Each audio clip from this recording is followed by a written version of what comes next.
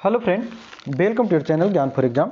आज के इस वीडियो में जो हम सब जानने वाले हैं उसमें जानेंगे बिहार दरोगा का जो मार्क्समैन का प्रैक्टिस सेट चल रहा था, जिसमें टोटल 100 प्रैक्टिस सेट दिए गए हैं। और इसी प्रैक्टिस सेट में जो हम लोग साइंस का कर रहे थे, केमिस्ट्री अभी हाल फिलहाल में चल रहा है, जिसमें कि सेट नंबर आज हमारा 73 होगा। और इससे पहले के भी सभी पार्ट अपलोड कर दिए गए हैं, आप नहीं देखें तो ज़रूर देख लेंगे और इसे ज़रूर लगाते रहेंगे, क्योंकि इससे प्रश्न आपके दरोगा में पूछने वाले हैं। साथ ही साथ आप 4 दिसंबर को बिहार दरोगा का ओपन टेस्ट इसी शनिवार को रखा गया है, तो आप लोग पटना के गांधी मैदान में सुबह 8 बजे ज़रूर पहुंच जाएंगे। तो आइए चलिए शुरू करते हैं आज के वीडियो को। चलिए देखिएगा, आज का जो आपका रहेगा टेस्ट सीरीज नंबर 73, और इसमें हम लोग केमिस्ट्री का खाद्य संरक्षण, अपमार्जक, उर्वरक, विविध पर आधारित प्रश्न को जानेंगे। तो चलिए आंसर करते चलेंगे सारे लोग। इसमें पहला प्रश्न आपका कुछ इस प्रकार से है। खाद्य संरक्षण आपका मेन पॉइंट है और इसका प्रश्न कहता है पहला कि शहद का प्रमुख घटक है। शहद का प्रमुख घटक क्या हो जाएगा? ग्लूकोज, सुक्रोज, माल्टोज या फ्रक्टोज? आंसर करेंगे फ्रक्टोज हो जाएगा। फल शर्करा कहा जाता है शहद का प्रमुख घटक को। दूसरा प्रश्न है कि एस्पिरिन कहाँ से मिलती है? एस्पिरिन हमें कहाँ से मिलेगा? एक प्रकार के पेड़ से। एस्पिरिन हमें मिलेगा एक प्रकार के पेड़ से। एस्पिरिन क्या है? तीसरा का आंसर करेंगे। एस्पिरिन क्या होता है? तो एस्पिरिन जो होता है एंटीपायरेटिक होता है, ऑप्शन नंबर बी। चौथा प्रश्न कहता है कि निम्नांकित में से कौन सा रक्त के हीमोग्लोबिन के साथ अनुत्क्रमणीय संश्लिष्ट बनाता है? हीमोग्लोबिन के साथ अनुत्क्रमणीय संश्लिष्ट बनाता है कौन सा? तो सही आंसर हो जाएगा कार्बन मोनोऑक्साइड, यानी कि CO, हीमोग्लोबिन के साथ मिलकर के। पांचवा है दूध उदाहरण है किसका? आंसर करेंगे। बहुत ही बढ़िया और हमेशा पूछा जाने वाला प्रश्न है। दूध क्या है? विलयन, फेन, पायस या वायु विबल? इमल्सन है, यानी कि पायस है। दूध जो होता है वो पायस होता है। 6 नंबर का प्रश्न है निम्न में से कौन कोलाइट नहीं है? निम्न में से कौन कोलाइट नहीं है? तो 6 का जो आंसर हो जाएगा आइसक्रीम को कोलाइट नहीं माना जाता, बाकी दूध, खून और शहद जो है ये कोलाइट है। 7वां है खुले में कुछ देर रखा दूध खट्टा हो जाता है किसके कारण? खुले में कुछ देर रखा दूध खट्टा हो जाता है तो लैक्टिक अम्ल के कारण, ऑप्शन नंबर बी। निम्न में से कौन सा अम्ल दूध से दही बनने के दौरान बनता है? दूध से दही बनने के दौरान जो बनता है वह है लैक्टिक अम्ल, ऑप्शन नंबर डी। 9 नंबर प्रश्न कहता है कि प्राचीन काल में दही जमाने की प्रक्रिया में निम्न जीव की आवश्यकता होती है। निम्न जीव की आवश्यकता जो होती है 9 का क्या हो जाएगा? जीवाणु, option number A.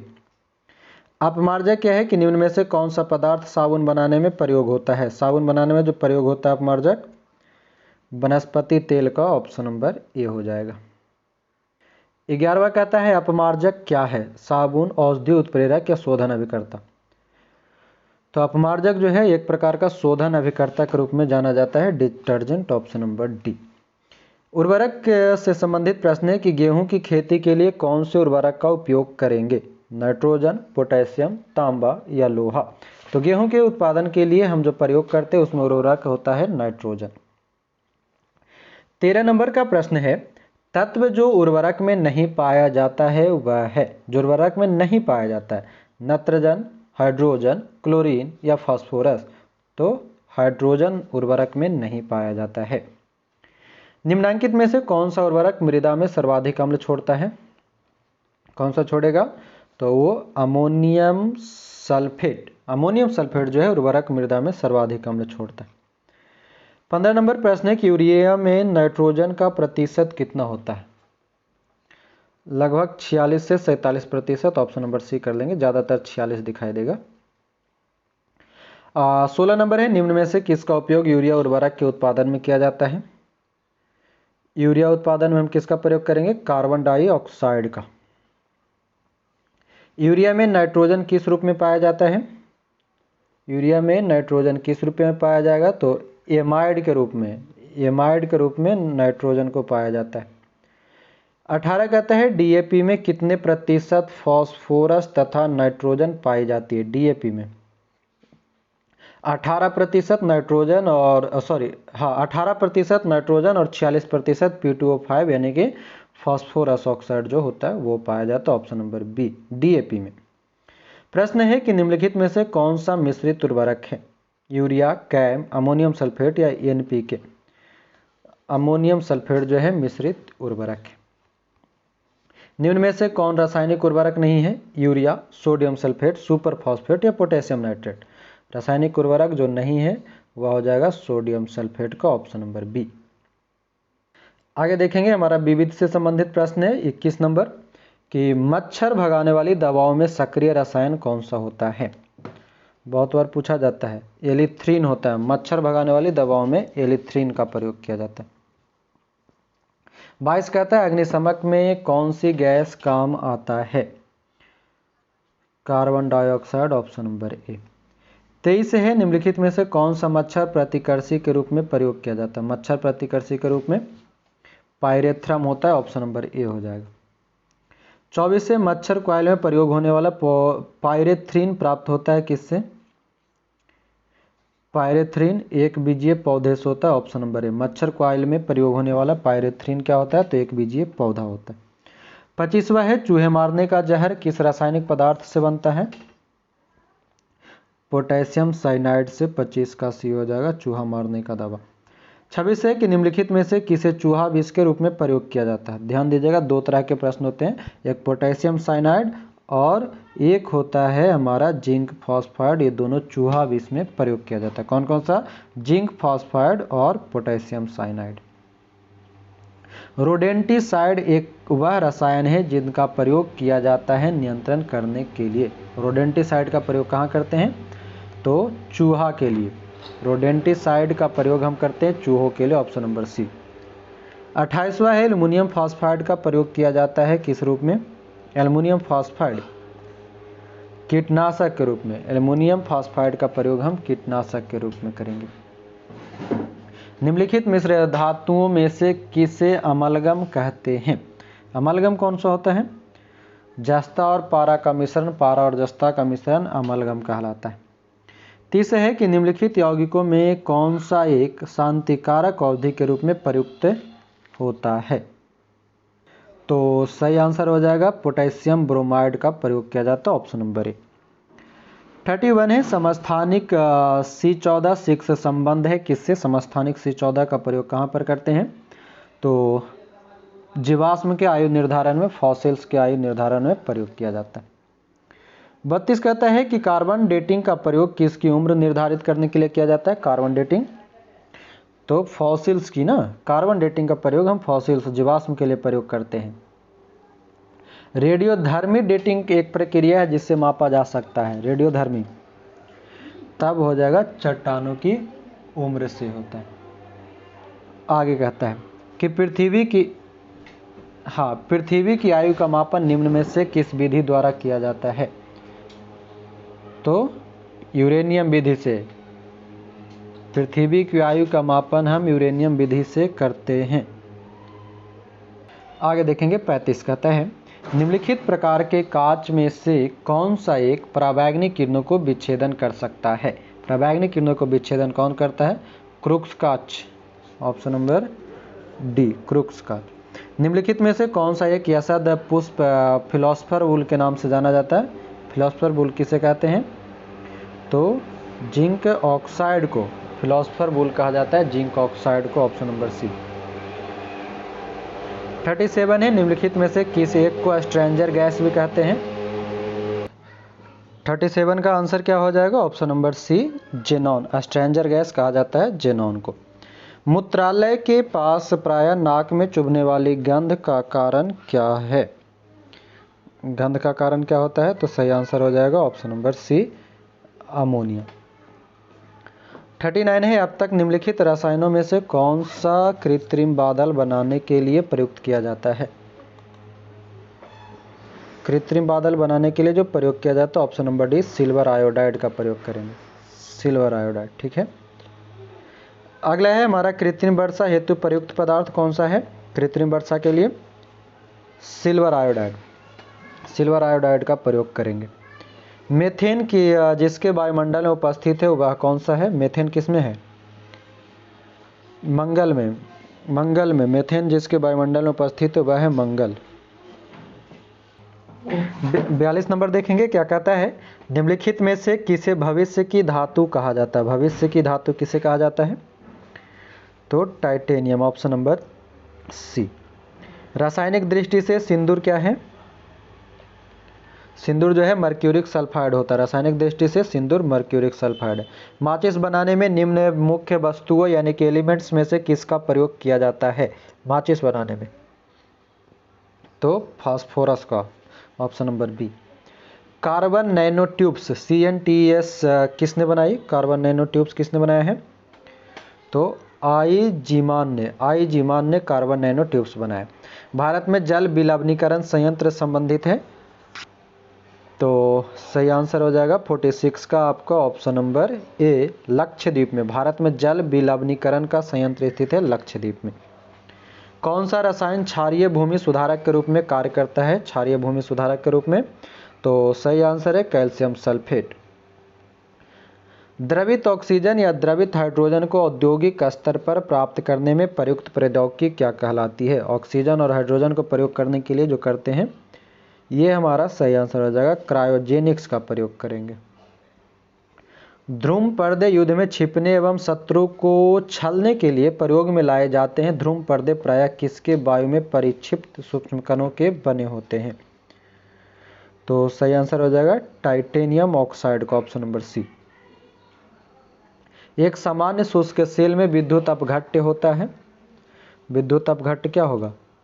Ammonium chloride, option number C. एक सामान्य शुष्क सेल में विद्युत अपघट्य होता है अमोनियम क्लोराइड। किसी पदार्थ का सबसे छोटा कण जो स्वतंत्र अवस्था में रह सकता है क्या कहलाता है? अणु कहलाता, option number B. J Thomson ने ऋण आवेशी कण इलेक्ट्रॉन की खोज कब की थी? जे थॉमसन ने 1897 में, ऑप्शन नंबर सी। इलेक्ट्रॉनों की खोज निम्नलिखित में से किसके द्वारा की गई? इलेक्ट्रॉन की खोज J Thomson, option number C. 54 है कि एक तत्व की परमाणु संख्या 17 है। इस परमाणु के प्रत्येक सेल तथा सब सेल में इलेक्ट्रॉन की संख्या कितना हो जाएगा? तो ये हो जाएगा 287 का। इलेक्ट्रॉनिक निकालेंगे विन्यास तो 287 वाला। एक परमाणु में 2 के 8 एल इलेक्ट्रॉन है। परमाणु के ए और पी ऑर्बिटल में इलेक्ट्रॉन की संख्या कितना हो जाएगा? तो ये हो जाएगा 2 और 6। 2 और 6 हो जाएगा, ऑप्शन नंबर सी। किसी तत्व के परमाणु में 10 इलेक्ट्रॉन, 10 प्रोटॉन और 12 न्यूट्रॉन है। उस तत्व का परमाणुिक भार यानी परमाणु भार बताना है। तो परमाणु भार क्या हो जाएगा? 10 और 12 टोटल 22, यानी कि प्रोटॉन प्लस न्यूट्रॉन की संख्या जुड़ जाता है परमाणु भार में, ए बराबर, ठीक है। तो 22 हो जाएगा आंसर हमारा। निम्नलिखित में से 20 न्यूट्रॉन व 18 इलेक्ट्रॉन वाला कण कौन सा है? 20 न्यूट्रॉन और 18 इलेक्ट्रॉन, यानी कि इसको घटा करके या फिर इलेक्ट्रॉन वाला ज्ञात कीजिए तो हमारा सही आंसर हो जाएगा ऑप्शन नंबर बी। हाँ, ये दोनों का अंतर जो आप अब निकालेंगे तो 20 है ना। इससे हाइड्रोजन परमाणु के न्यूक्लियस में प्रोटॉन की संख्या होती है। हाइड्रोजन परमाणु के न्यूक्लियस में एक हाइड्रोजन परमाणु के न्यूक्लियस में प्रोटॉन की संख्या 1 होती है। आगे, निम्नलिखित में से कौन सा कण अस्थायी है? तो न्यूट्रिनो अस्थायी है। एक परमाणु में 2 इलेक्ट्रॉनों की चारों क्वांटम संख्याएं समान नहीं हो सकती, यह नियम किस वैज्ञानिक ने दिया है? एक परमाणु में 2 इलेक्ट्रॉनों की चारों क्वांटम संख्याएं समान नहीं होती है, ये पॉली ने दिया था। पॉली का सिद्धांत है। रासायनिक यौगिक का सबसे छोटा संभाव्य यूनिट कौन सा है? अणु। परमाणु के नाभिक में होते हैं कौन कौन? नाभिक में प्रोटॉन और न्यूट्रॉन। परमाणु के प्रोटॉन रहते हैं किसके, कहाँ पर? नाभिक के भीतर परमाणु के प्रोटॉन रहते हैं। वह तत्व जिसका परमाणु क्रमांक एवं परमाणु भार समान होता है क्या कहला, कौन सा है? परमाणु क्रमांक और परमाणु भार दोनों समान है, तो ये हो जाएगा हाइड्रोजन। H1 और A1 लिखते हैं ना, जो प्रोटियम होता है H1 वाला। जब कोई वस्तु धनावेशित होती है तो वह क्या होगा? तो ये हो जाएगा इलेक्ट्रॉन का परित्याग करता है, इलेक्ट्रॉन का परित्याग करती है। आगे 66 कहता है कि एक परमाणु के 19 प्रोटॉन और 20 न्यूट्रॉन, उसकी द्रव्यमान संख्या क्या होगी? तो ये हो जाएगा 39, ऑप्शन नंबर डी। प्रोटॉन और इलेक्ट्रॉन के द्रव्यमान का अनुपात कितना होता है? तो प्रोटॉन और इलेक्ट्रॉन के द्रव्यमान का अंतर जो हो जाएगा 1837 अनुपात 1 हो जाएगा, ऑप्शन नंबर बी। किसी तत्व के आइसोटोप्स में क्या समानता होती है? आइसोटोप्स में, तो सही आंसर है परमाणु संख्या। चलिए 69 कहता है कि बैटरी की धनात्मक ध्रुव से जोड़े गए इलेक्ट्रोड को क्या कहते हैं? बैटरी की धनात्मक ध्रुव से जोड़े गए इलेक्ट्रोड को कहा जाता है कैथोड। कैथोड, धनात्मक कैथोड। निम्नलिखित में से कौन सा तत्व स्वतंत्र अवस्था में पाया जाता है? सल्फर। सोडियम को किस में रखा जाता है? मिट्टी के तेल में। सोने का संकेत क्या है? सोने का संकेत एयू, एजी चांदी। शुद्ध सोना की माप 24 कैरेट। अयस्कों में धातुओं के निष्कर्षण का विज्ञान है metallurgy. Metallurgy, option number B. निम्नलिखित में से कौन सा धातुओं को जोड़ता है? धातुओं को जोड़ने वाला ऑक्सीजन। ऑक्सीजन। निम्नलिखित में से किसे भविष्य की धातु कहा गया है? Titanium, option number D. वह धातु जो चाकू द्वारा सुगमता पूर्वक काटी जाती है क्या कहलाता है? सोडियम। सीसा तत्व डैश रासायनिक प्रतीक से व्यक्त किया जाता है? सीसा का रासायनिक Pb। आगे है निम्नलिखित में से कौन न तो तत्व और न ही यौगिक है? न तत्व न यौगिक, तो ये सही आंसर हो जाएगा 79 का, ऑप्शन नंबर डी वायु। वायु जो है एक मिश्रण भी और यौगिक भी है। आगे कहता है 80 कहता है कि ग्रीन हाउस किस पदार्थ का बना होता है? तो ग्रीन हाउस जो बना होता है कांच का बना होता है। निम्नलिखित में से कौन अधातु नहीं है? कार्बन, सल्फर, एल्युमिनियम और नाइट्रोजन। अधातु नहीं है एल्युमिनियम। एल्युमिनियम, हाँ। प्रयोग करने तथा औजार बनाने के लिए सर्वप्रथम किस धातु की खोज की गई थी? धातु तांबा का, हाँ। लिखने वाली पेंसिल में प्रयोग किया जाता है किसका? ग्रेफाइट। निम्न में से कौन एक धातु है? कार्बन, नाइट्रोजन, पारा, हीरा में धातु बताना है। तो सही आंसर हो जाएगा पारा, जो कि द्रव रूप में होता है। निम्न में से कौन सी धातु इस्पात के बराबर मजबूत किंतु भार में उससे आधी है? इस्पात के बराबर मजबूती है मगर भार में आधी है, वह होता है टाइटेनियम। निम्न में से कौन सा अधात्विक तत्व है? पारा, मैग्नीज, कार्बन और सोना। अधात्विक तत्व कार्बन, ऑप्शन नंबर सी। निम्नलिखित में से कौन एक बहुलक है? सोडियम क्लोराइड, पारा, प्लास्टिक और चीनी।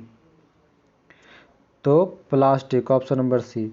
सिलिकेट, जिसको सेमा या सिलिका ऑफ मैग्नीशियम से भी जाना जाता है, प्रचुर मात्रा में है। सेमा या सिलिका ऑफ मैग्नीशिया। तो 88 का सही आंसर हो जाएगा क्रस्ट में, ऑप्शन नंबर ए। आधुनिक आवर्त सारणी किसने प्रस्तुत की थी? मोसले ने। मोसले। निम्नलिखित में से कठोरतम पदार्थ कौन सा है? कठोरतम पदार्थ प्लैटिनम, हीरा, सोना, चांदी में हीरा। तत्वों और यौगिकों के अणुओं को किसके द्वारा दर्शाया जा सकता है? तत्व और यौगिकों रासायनिक सूत्र द्वारा। तत्व का गुणधर्म से निर्धारित होता है। तत्व के गुणधर्म किससे निर्धारित होता है? परमाणु क्रमांक से। किसी तत्व के गुणों को प्रदर्शित करता है कौन? परमाणु क्रमांक प्रदर्शित करेगा। आगे 94 कहता है लोहे का सर्वाधिक शुद्ध रूप कौन सा होता है? लोहा का सर्वाधिक रूप पिटवा लोहा। सूर्य मुख्यतः बना है किसका? हाइड्रोजन का। पृथ्वी के वायुमंडल में कौन सा गैस विपुल मात्रा में है? विपुल मात्रा में जो वायुमंडलीय में है, तो ये सही आंसर हो जाएगा ऑप्शन नंबर ए नाइट्रोजन। विपुल का मतलब होता है अधिक, सर्वाधिक, ठीक है, हाँ, लगभग 78%। ओजोन परत को हानि पहुंचा रहा है कौन? क्लोरोफ्लोरोकार्बन, CFC जिसको कहते हैं। ओजोन की परत किस रसायन से मुख्यतः नष्ट हो रही है? CFC, option number A.